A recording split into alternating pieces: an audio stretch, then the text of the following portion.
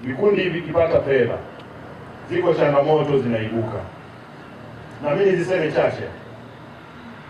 Moja, wana kikundi au wale wanaopata fedha wamekuwa na tabia ya kuhama.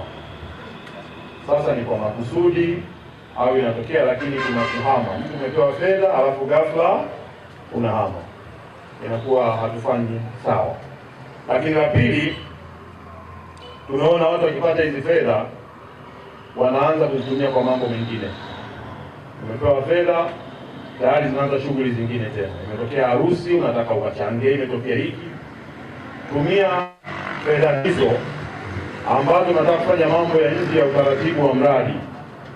Tumia ile faida unaoipata, usitumie ule mtaji ambao leo unaenda kupewa. Kwa hiyo tumeona changamoto hiyo wanakutana nao sana maafisa maendeleo. Wanapoanza kusanya hizi fedha zinaanza kuwa sababu nyingi sana. Kwa hiyo tujitahidi tusimame katika kutumia fedha hizi kwenye maeneo ambayo tumeyaandikia kwenye mradi, na tusimamie tuwe na nidhamu katika zile fedha.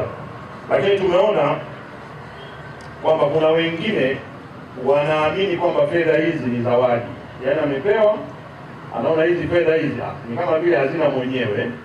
Sasa hizi fedha mimi nafanya nacho taka kwa sababu ni za serikali na ndio tumeshapewa. Hapana, fedha hizi ni lazima zirejeshwe ili na wenzetu wengine waweze kupata hizi